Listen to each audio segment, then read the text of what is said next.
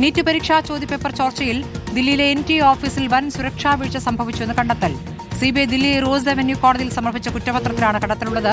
ഓഫീസിൽ നിന്നും വിദഗ്ധർ വിവിധ മാർഗങ്ങളിലൂടെ ചോദ്യങ്ങൾ ചോർത്തി. അതീവ രഹസ്യ സ്വഭാവ വിഭാഗത്തിലേക്ക് പ്രവേശിക്കുമ്പോൾ വിദഗ്ധരെ പരിശോധിച്ചില്ല. NTAയിൽ CCTV ലൈവ് ഫീഡ് നിരീക്ഷിക്കാനായി പ്രത്യേക കൺട്രോൾ റൂമും സജ്ജീകരിച്ചിരുന്നില്ല. ചോദ്യപേപ്പർ തയ്യാറാക്കുമ്പോൾ നൽകിയ റഫ് പേപ്പറിൽ ചോദ്യങ്ങൾ പ്രതികൾ എഴുതി മാറ്റിയെന്നാണ് കണ്ടെത്തൽ.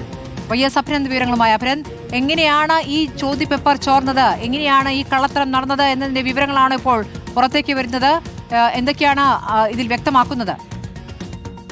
ദില്ലി റോസ് അവന്യൂ കോടതിയിൽ CBI സമർപ്പിച്ച കുറ്റപത്രത്തിലാണ് ഗുരുതരമായ കണ്ടെത്തലുകൾ ഉണ്ടായിരിക്കുന്നത്. ദില്ലി NTA ആസ്ഥാനത്ത് നിന്ന് തന്നെയാണ് പരീക്ഷാ പേപ്പർ, ചോദ്യപേപ്പർ ചോർന്നുവെന്ന് അത് വ്യക്തമായിരിക്കുകയാണ്. ചോദ്യപേപ്പർ ചോർത്തിയത് വ്യത്യസ്ത വഴിയിലൂടെയാണ്.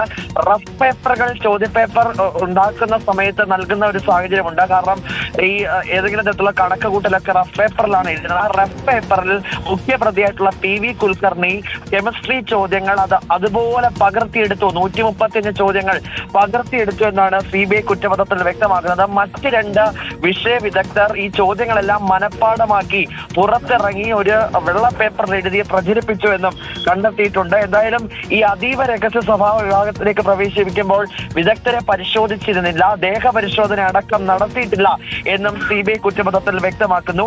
NTAയിൽ CCTV ലൈവ് ഫീഡ് നിരീക്ഷിക്കുന്നതിനായി പ്രത്യേക കൺട്രോൾ റൂം സജ്ജീകരിച്ചിരുന്നില്ല. അങ്ങനെ അടിമുടി ഗുരുതരമായ വ്യാപകമായിട്ടുള്ള ക്രമക്കേടുകളാണ് NTAയുടെ ദില്ലി ആസ്ഥാനത്ത് ഉണ്ടായിരിക്കുന്നത്. അതാണ് ഇത്തരത്തിൽ ചോദ്യപേപ്പർ ചോർച്ചയിലേക്ക് നയിച്ചത് എന്ന് കണ്ടെത്തിയിരിക്കുകയാണ് CBI. ദില്ലി റോസ് അവന്യൂ കോടതിയിൽ സമർപ്പിച്ച കുറ്റപത്രത്തിലാണ് NTAയിലെ ദില്ലി ആസ്ഥാനത്തെ പിഴവുകൾ NTA ഓഫീസിൽ നിന്ന് ചോദ്യങ്ങൾ എങ്ങനെ ചോർന്നു എന്നതിന്റെ വിവരങ്ങളാണ് ഇപ്പോൾ പുറത്തേക്ക് വന്നിരിക്കുന്നത്. ഗുരുതരമായ അനാസ്ഥ, മനഃപൂർവ്വം വരുത്തിയിരിക്കുന്ന അനാസ്ഥ എന്ന് തന്നെ മനസ്സിലാക്കുന്ന വിവരങ്ങൾ ഇപ്പോൾ പുറത്തേക്ക് വരികയാണ്. YS അഭിനന്ദാണ് വിവരങ്ങൾ നൽകിയത്.